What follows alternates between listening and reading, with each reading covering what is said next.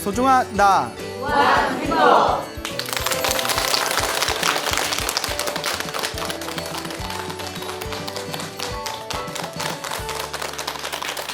예, 만나서 반갑습니다. 예, 광우 스님이라고 합니다. 항상 여러분들에게 들려드리고 싶은 이야기는 힘들고 괴롭고 답답할 때 다 누가 지은 업이다? 내가 지은 업이다. 그러니 기도하고 복을 짓고 마음을 잘 사용해야 된다. 이 세 가지를 항상 강조하고 싶습니다. 사실 내 앞에 주어진 이 운명이라는 게 사실은 어쩌면 내가 전생에 지었던 내 숙제들이고 빚일 수가 있습니다. 이 숙제와 빚을 닦는 마음으로 내 마음을 닦아 나가는 것, 그것이 바로 우리가 말하는 수행의 의미가 아닐까 생각이 됩니다. 그래서 제 주변에도 힘들고 괴롭고 답답할 때 이와 같이 열심히 기도하시고 복을 쌓으시고 마음을 잘 닦으셔서 큰 가피를 받으신 불자분들이 정말 수도 없이 많습니다.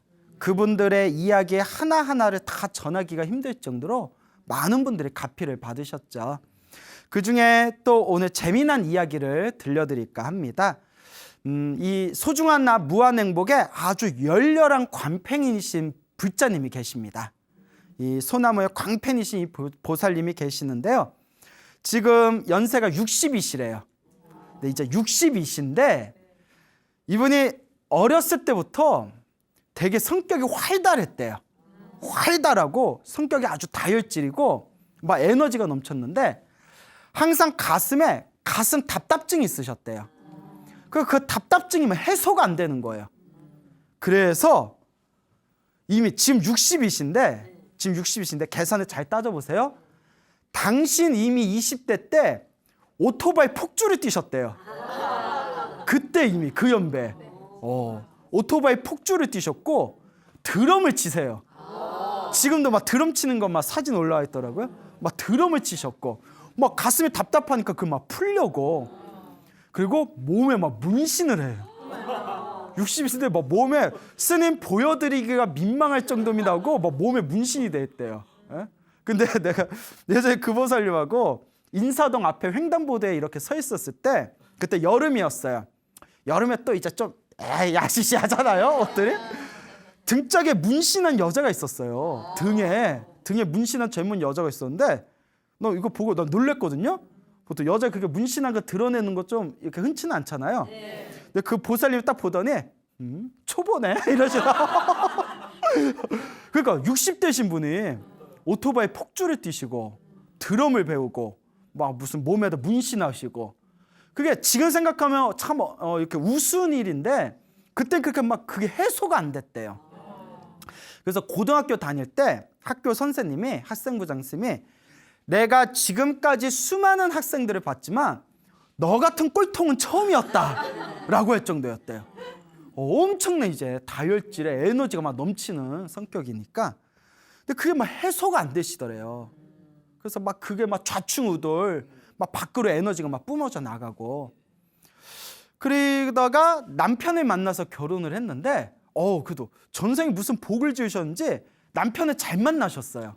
아주 건실한 가장을 만나고 우리 그런 얘기 하잖아요. 놀아본 애가 남편도 잘 만나더라. 그런 얘기 들으셨죠? 네, 좀 놀아본 애가 남자 잘 만나더라. 뭐 이런 속설이 있잖아요. 다 그런 건 아니겠지만. 그래서 이제 남편하고도 이제 가정생활도 원만하게 잘 꾸리시는데 항상 마음 한구석에 그런 답답증이 있었대요. 그게 이제 막 이렇게 다혈질로 막 이제 폭발이 되겠죠. 그리고 이분이 언젠가부터 꿈자리가 뒤숭숭하더래요. 언제부턴가.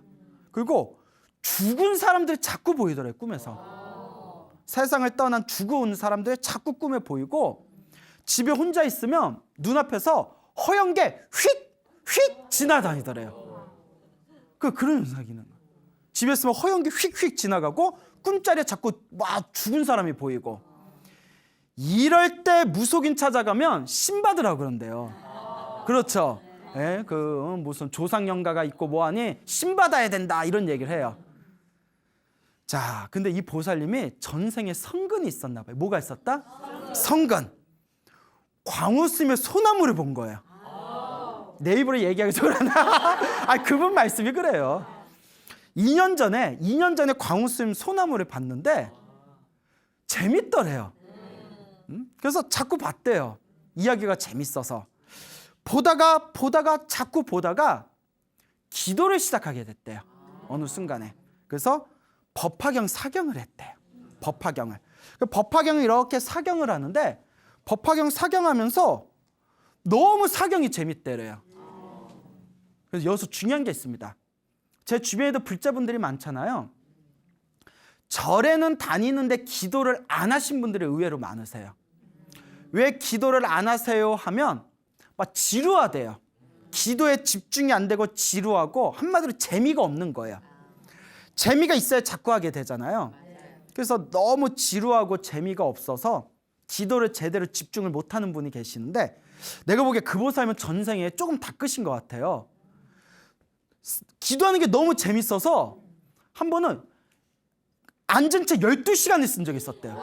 12시간을. 그때 손목이 시큰거려서 좀 고생하셨대요. 여러분 앉아서 12시간 노트에다 베낀다는 게 상상이 가세요? 아, 솔직히 나도 그렇게 본 적 없어요. 예. 아, 왜 그렇게까지?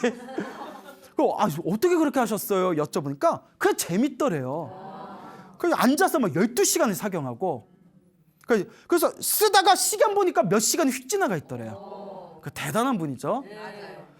그래서 그렇게 한 3, 4개월이 지났을 때 법화경을 열심히 사경한 지 3, 4개월이 지났을 때 어느 날 꿈을 꿨는데 자기 안방에 들어갔는데 자기 침대에 웬 할머니가 누워있더래요. 남의 침대에. 할머니 누구세요? 어디서 오셨어요? 하니까 할머니가 조금만 쉬었다 갈게 하더래요. 조금만 쉬었다 갈게. 그러더니 이렇게 누워 계시다 일어나더니 쓱 사라지시더래요. 그 잠에서 딱 깼대요. 그 꿈 꾸고 나서 꿈에서 죽은 사람이 한 번도 안 보이더래요. 예, 다행이 아니라 기도하니까 그런 힘을 받은 거예요. 예. 그리고 눈앞에 뭐가 허연 게 휙휙 지나가는 것도 싹 사라졌대요. 여러분 엄한 거 찾지 마세요. 뭐 하지 말아라? 엄한 거, 엉터리 찾지 마세요. 마음 밖에서 찾지 말란 얘기예요. 기도를 해보세요. 그냥 부처님 딱 믿고 한번 기도를 해보십시오. 기도하면서 부처님 돈 달라고 해요? 법화경 12시간 쓰니까 부처님이 뿅 나타나서 300원만 주세요. 300원만 주세요. 다 이래요? 아니잖아요. 그렇죠. 부처님은 그냥 기도하면 기도한 만큼 그 갚이는 자기가 받는 거라고 했어요. 그러니까 기도하시면 돼요. 한번 12시간씩 한번 기도해 보세요. 그래도 안 되면 뭐 더 해야지 뭐. 그래서 눈앞에 휙휙 뭐가 사라지고 꿈자리에 자꾸 죽은 사람이 보이는 게 싹 사라지더래요. 그리고 이제 그렇게 기도를 하다가 계속 이제 너무 재밌어서 이제 법화경 사경을 하면서 가장 놀라운 게 그 가슴 답답한 게 사라지더랍니다. 그토록 자기를 괴롭혔던 가슴 답답한 게 사라지면서 마음이 그렇게 편안하더래요.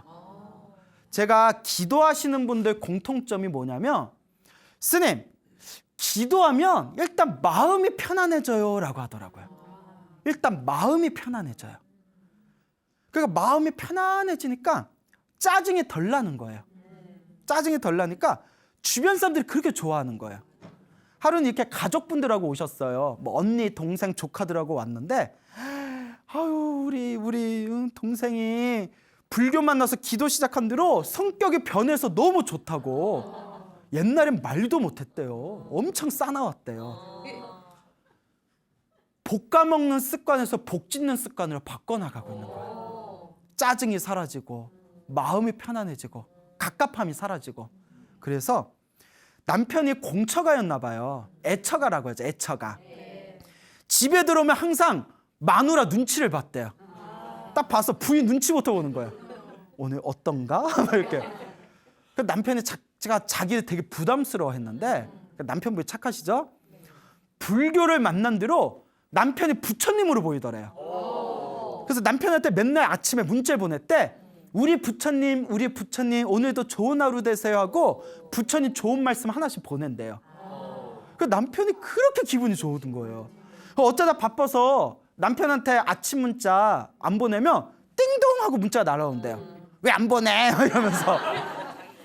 그렇게 금슬이 좋아지고 자기 성격이 변화되는 거예요. 여러분, 기도하고 불교 공부했는데도 성격이 까칠한 사람들은 둘 중에 하나예요. 정말 전생의 업이 두껍거나 변화가 안 되는 거예요.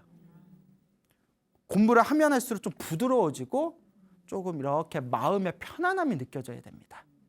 그게 기도의 묘미예요. 그게 수행의 묘미입니다. 그렇게 재미 붙여서 계속 기도를 하면서 또 이런 꿈을 꾸셨대요. 7년 전에 돌아가신 큰언니가 계시대요. 7년 전에 세상을 떠나신 큰언니가 계시는데 이 큰언니가 굉장한 불심이 있는 굉장한 불자였대요. 엄청나게 굉장한 불자였는데 그 큰언니 소원이 자기를 불자로 만드는 거였대요. 자기를 불자로 만드는 거였는데 그게 실패해버렸대요. 그래서 자기를 불자로 만드는 게 소원이었는데 7년 전에 세상을 떠난 큰언니가 있었는데 이제 2년 전에 소나무를 보고 나서 보살님이 이제 불교에 이제 푹 빠지신 거예요. 이런 얘기하면 너무 죄송하지만 소나무를 보고 불법을 만나고 소나무를 보고 부처님 가르침을 배우고 소나무를 보고 나서 기도 시작했다는 불자분들이 엄청 많거든요. 예, 소나무 덕분이라고 그런 인사를 엄청 많이 받아요. 참고로 제 컨셉이 겸손입니다. 예, 오해하지 마세요. 제 광우쌤 컨셉이 뭐라고요? 겸손. 비웃나요? 그래가지고 그분이 이제 2년 전에 소나무를 만나서 불심이 생겨서 기도를 열심히 했잖아요. 어느 날 7년 전에 그 큰언니가 꿈에 딱 7년 전에 돌아가신 큰언니가 어느 날 꿈에 딱 나타났대요. 너무나 화난 표정으로 자기한테 이렇게 합장반배를 하더래요. 그러면서 너무나 화난 표정으로 고맙다 이러더래요. 뭐하다? 고맙다. 그 큰언니 목표가 자기를 불자로 만드는 거였는데 그게 꿈에서 나타나신 거예요. 고맙다 하면서 싹 사라지시더래요. 그리고 어느 날 또 법화경 사경을 열심히 하는데 어느 날 꿈에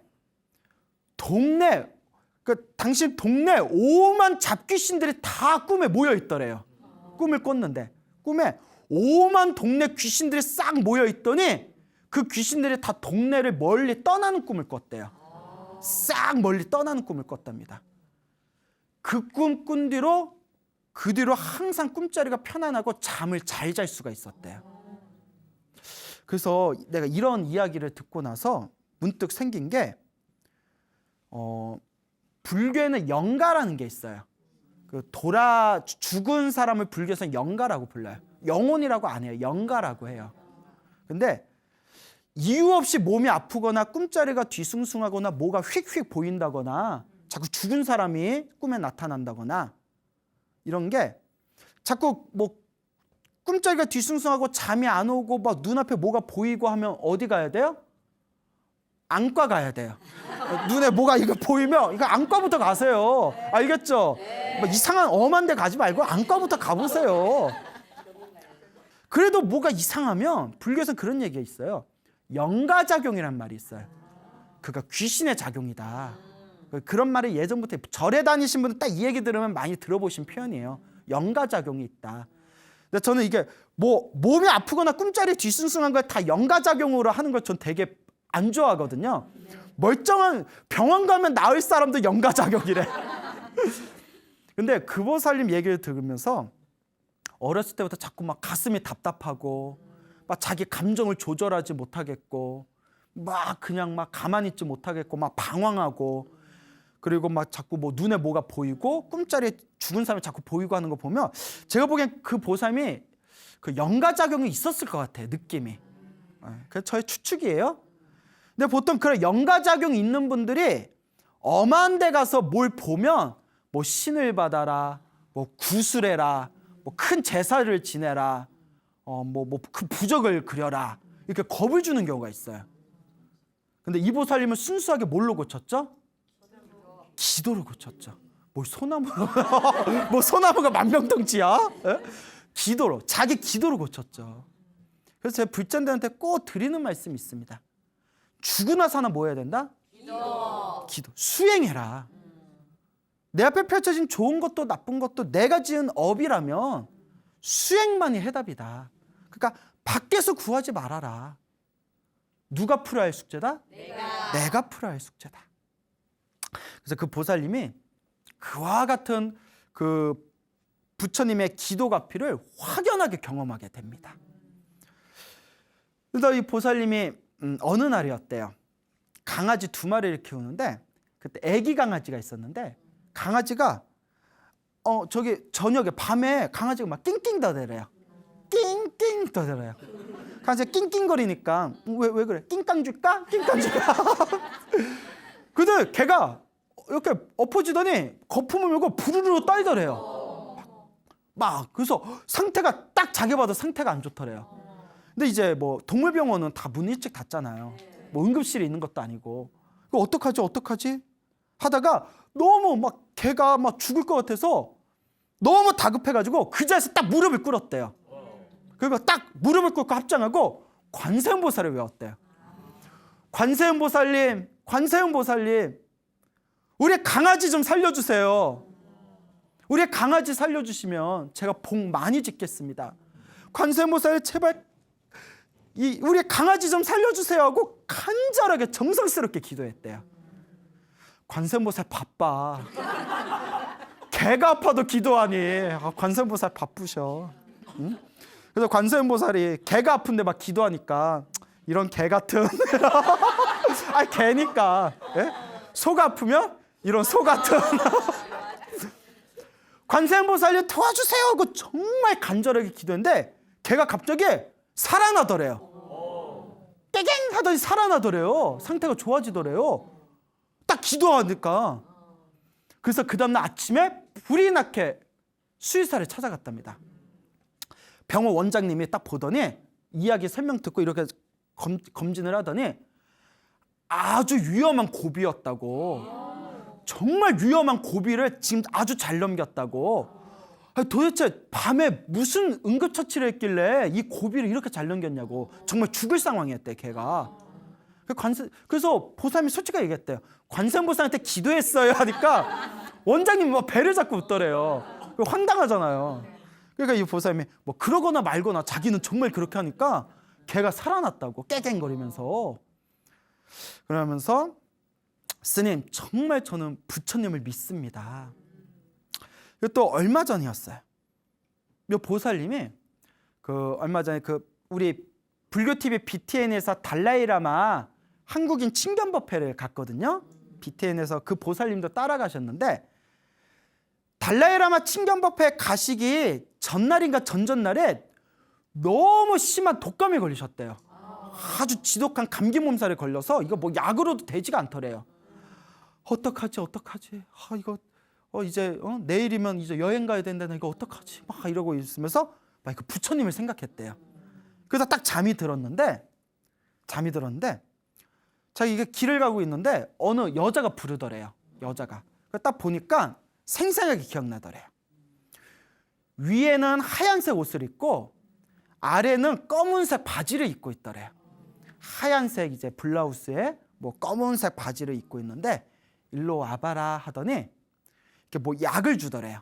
요거 받아라.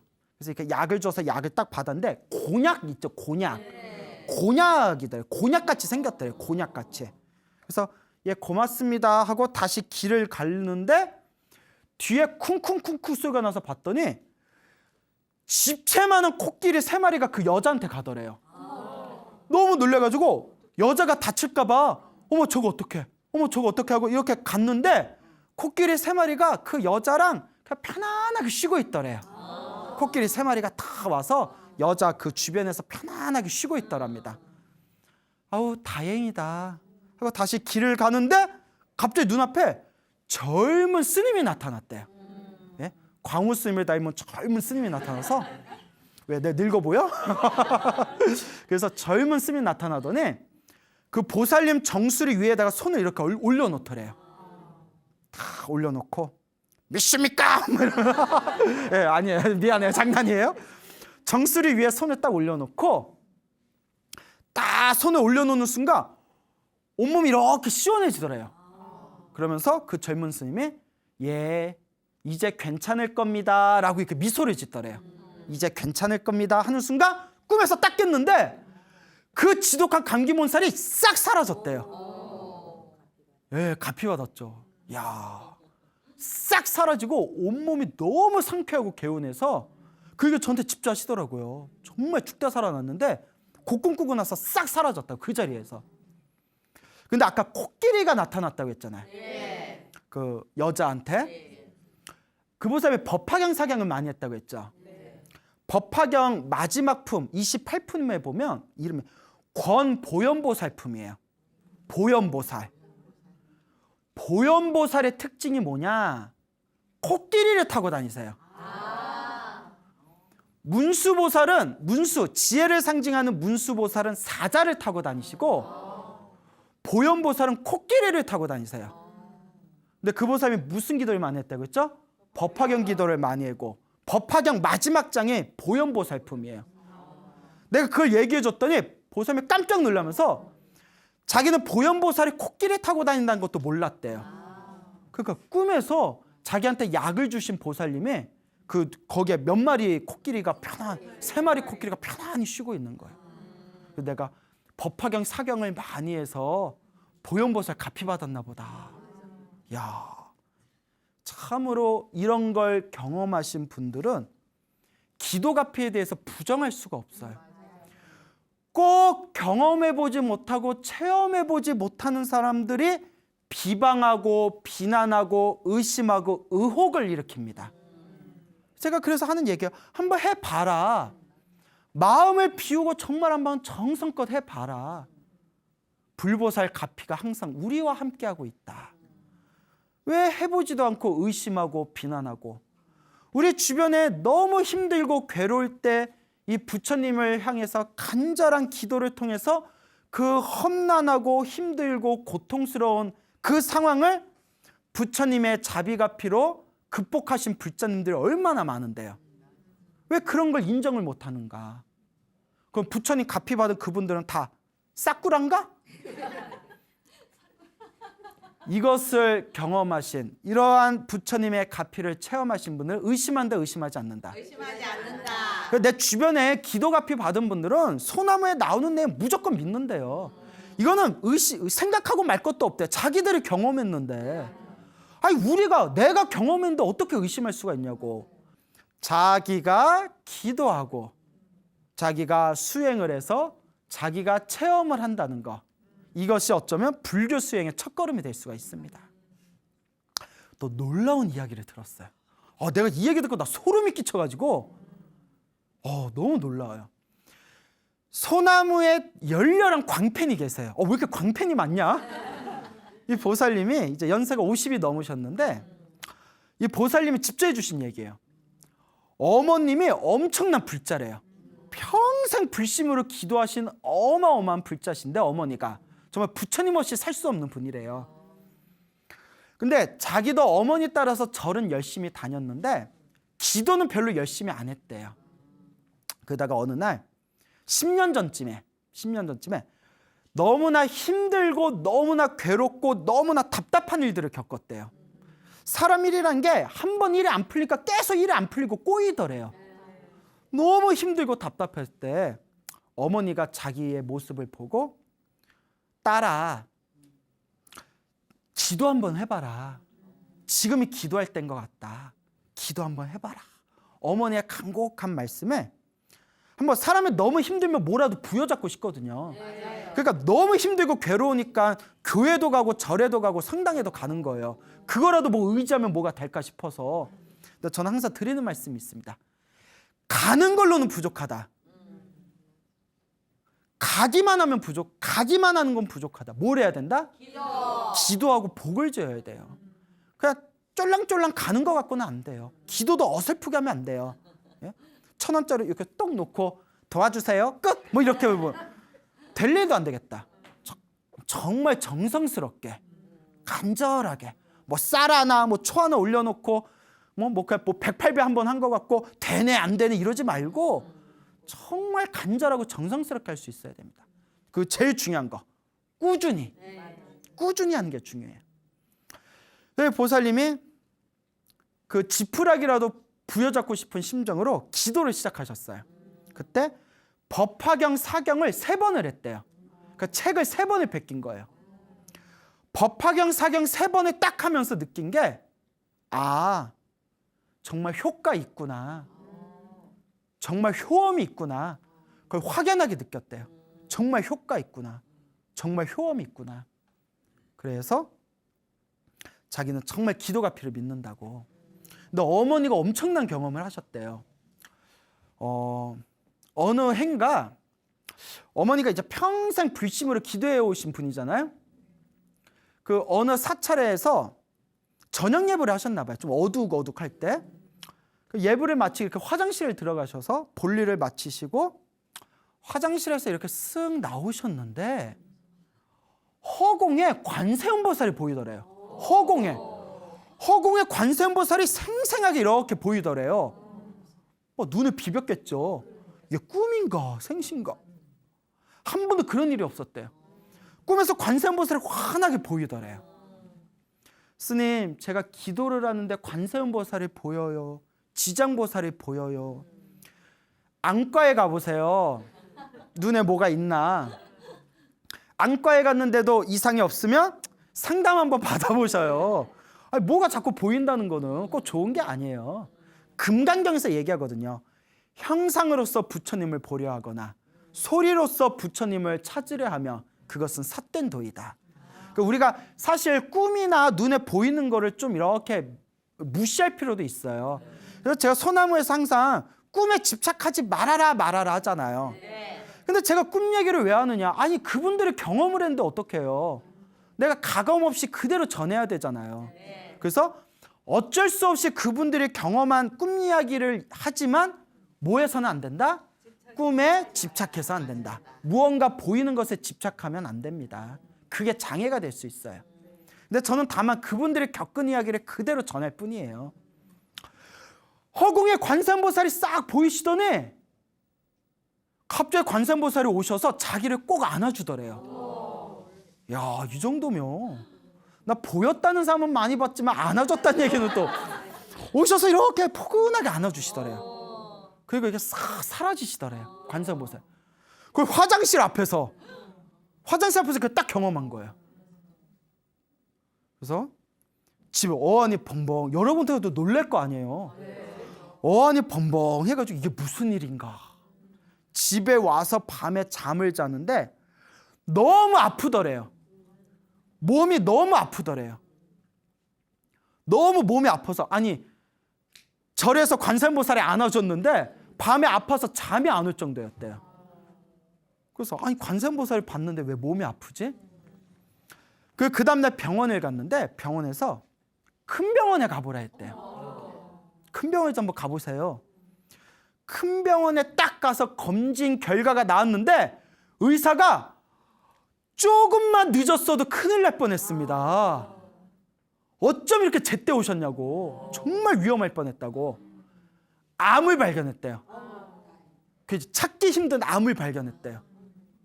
정말 늦어졌으면 큰일 날 뻔했다고.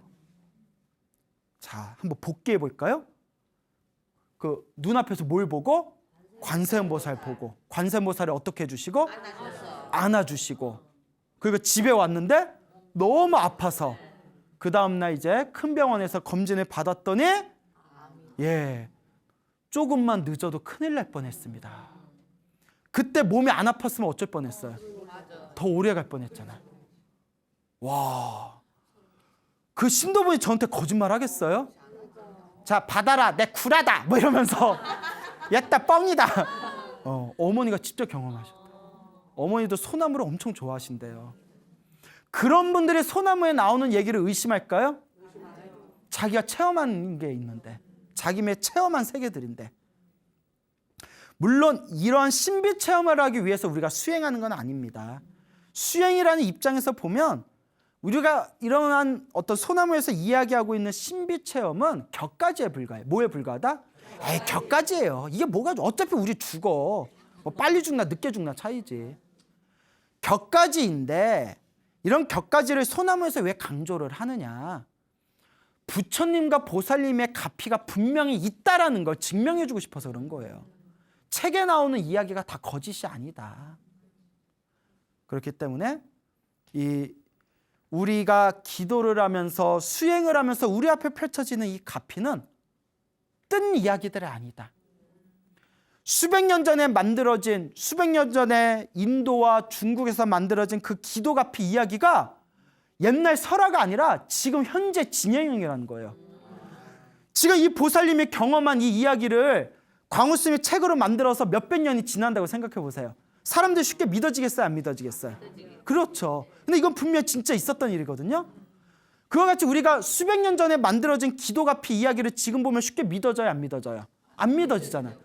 옛날에 있었던 일이나 지금 있었던 일이나 결국 현재 진영형이라는 거예요. 부처님의 가피는 수백 년 전 이야기나 지금 이야기나 그대로 이어지고 있다는 거예요. 그러니 의심할 시간에 뭐 해라? 기도해라. 기도해라. 그리고 그러한 기도의 체험이 여러분들에게 확고한 믿음을 만들어 줄 것입니다. 제가 어디에 저 지방에 초청 법문을 갔었어요. 제가 이제 시간이 많지 않아서 자주 다닐 수는 없지만 여기저기 초청 법문을 좀 받아요. 이제 초청 법문을 갔는데 어느 여성 불자님이 질문을 하시더라고요. 스님, 제가 광우스님의 소나무를 만나고 나서 제가 기도를 시작하게 됐습니다. 불교를 귀의하게 되고 기도를 시작하게 됐는데 스님, 제 나름대로 열심히 기도한 것 같은데 저는 그런 가피나 체험이 없습니다. 왜 그럴까요? 라고 하시더라고요. 정말 열심히 한 것 같은데. 근데 이런 걸 많은 분들이 의심을 하세요. 궁금해하고. 소나무에서는 그런 일들도 잘 일어나는데 왜 나만 쏙쏙 피해가지? 그런 생각 들 수 있잖아요. 너무 질문 잘하셨다. 아주 중요한 질문이고 수많은 사람들이 끊임없이 묻고 있는 질문들이다. 아주 잘하셨다. 잘 들으세요. 가피는 세 가지 가피가 있다. 몇 가지 가피가 있다? 세 가지 가피가 있다. 오가피. 농담이에요. 세 가지 가피가 있는데 농담이에요. 미안해요. 첫째가 따라해보세요. 현증가피. 현재 증명되는 가피. 현재 증명. 현재 지금 이 순간 증명. 현증가피. 두 번째는 따라해보세요. 몽중가피. 꿈에서 가피 받은 거예요. 꿈속에서. 마지막 세 번째가 제일 중요해요. 따라해보세요. 명훈가피. 명자가 그림자 명, 은은할 명, 그윽할 명. 은은하게, 그윽하게 그림자와 같이 나를 항상 따라다니면서 있는 듯 없는 듯 가피가 펼쳐지는 거예요. 우리 그림자가 항상 따라다니지만 신경 써요? 안 써요? 하지만 항상 그림자는 따라오잖아요. 현증 가피는 현재 이 순간 받는 가피랬죠? 현재 이 순간 딱 하고 가피가 되는 거. 아까 그 화장실 앞에서 관세음보살님이 자기를 안아주고 그 다음날 병원 갔더니 암을 빨리 발견한 거. 이게 무슨 가피? 현증 가피. 뭐 예를 들어 교통사고가 심하게 났는데 소나무에서도 이런 얘기 했잖아요. 교통사고가 심하게 났는데 순간 관세음보살 외치더니 몸이 하나도 안 다친 이야기. 이런 게 현증 가피예요. 예, 현재 이 순간 딱 가피 받는 거. 그 다음에 몽중 가피. 아까 첫 번째 이야기 주인공처럼 꿈에서 몸이 너무 아팠는데 보현보살의 화신을 보고 젊은 스님이 정수리를 만져줬더니 몸이 개운해지면서 그 지독한 감기 몬살의 흔적도 없이 사라진 거. 이런 게 몽중가피예요. 그리고 막 사업이 안 돼가지고 너무 힘들었는데 기도를 열심히 했더니 꿈에서 지장보살이 나타나서 빨간 봉투를 주길래 빨간 봉투 딱 받았더니 그 다음날 갑자기 사업이 잘 풀렸다. 이런 게 무슨 가피? 몽중가피예요. 꿈에서 가피를 받은 거. 아시겠죠? 네. 자, 그래서 현증가피, 몽중가피. 마지막 세 번째가 명운가피. 그림자와 같이 보이지는 않아요. 보이지만 신경을 안 쓰여요. 있는 거야, 없는 거야. 하지만 항상 나를 따라와요. 그래서 명운가피는 이렇게 비유를 해요. 태양이 뜨면 그림자는 저절로 생긴다. 기도를 하면 가피도 어떻다? 저절로 생긴다. 다만 명운가피는 해가 뜨면 그림자가 생기듯이 부처님께 기도하면 그림자같이 은은하게 항상 나를 따라다니는 가피가 명운가피라는 거예요. 그러니까 명운가피는 특징이 뭐냐면 내가 가피를 받은지 안 받은지 사실 몰라. 그림자와 같아. 하지만 가피가 항상 어떻다? 따라오고 있어요. 이게 명운가피예요. 정말 중요한 가피는 무슨 가피일까요? 명운가피래요. 항상 나를 따라다니는 은은한 가피.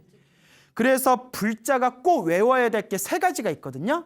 그게 예불문, 천수경, 반야심경. 그래서 예불문에 보면 원공법계 제세 앞에 보면 명운가피력이라는 단어가 나와요. 명운가피력. 예. 유원, 무진, 삼보, 수와 정례, 명운가피력 이런 구절이 나와요. 그러니까 예불문에 나오는 가피가 세 가지 가피 중에서 뭐가 나왔죠? 명운가피.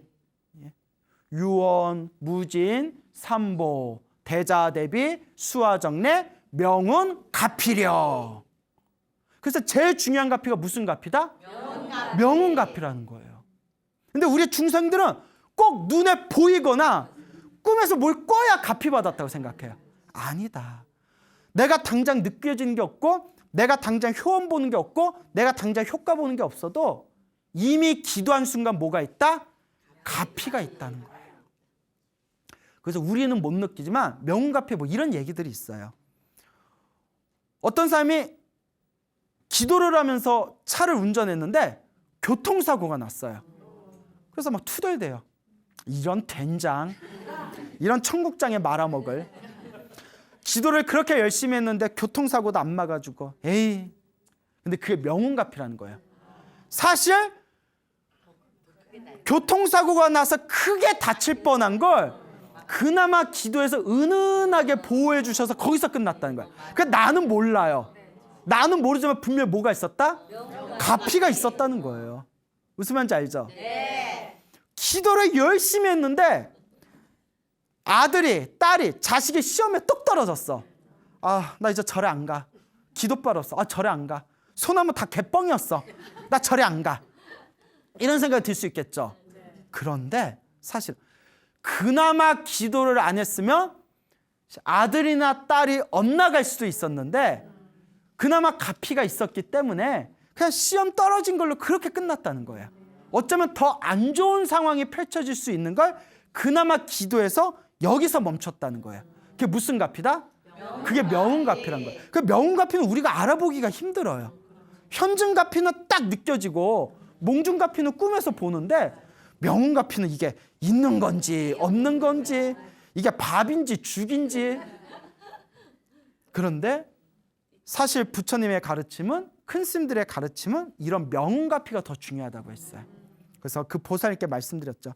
보살님, 열심히 기도했다면 분명히 가피가 있는 겁니다. 다만 우리가 느끼지 못하고 있을 뿐입니다. 눈앞의 효험과 눈앞의 효과에 집착하지 마시고 이번 생 내 복을 짓고 내 선업을 닦고 내 공덕을 쌓는다는 마음으로 그렇게 꾸준하게 수행해 나가시면 됩니다라고 제가 말씀을 드렸습니다. 이거는 모든 불자분들에게 드리고 싶은 얘기예요. 아무리 기도를 해도 나쁜 일이 생길 땐 나쁜 일이 터집니다. 아, 그럼 맞아. 어쩔 수 없어요. 나도 기도 그렇게 열심히 했는데도 저도 나쁜 일 생길 땐 나쁜 일이 생겨요. 그때 기도의 힘이 뭐냐? 아, 다 누구 업이구나? 내 업이구나 생각하고 더 닦아나갈 뿐이에요. 그러니 피하려 하지 마시고 눈앞의 효과에 연연하지 마세요. 여러분들의 마음을 닦고 여러분들의 업장을 소멸하고 여러분들의 숙제와 빚을 갚는 마음으로 그렇게 나아가면 알게 모르게 그림자와 같이 은은하고 그윽하게 여러분들의 운명이 아름답게 바뀌어 나간다는 것을 스스로 체험하시게 될 겁니다. 알겠죠? 네. 여러분 행복해지고 싶습니까? 네. 행복한 삶을 창조하고 싶습니까? 네. 복을 지으십시오. 선업을 지으십시오. 공덕을 쌓으십시오. 복과 선업과 공덕의 힘이 여러분들을 진정한 행복의 길로 이끌어 줄 것입니다. 오늘 여기서 마치겠습니다. 소중한 나 무한 행복.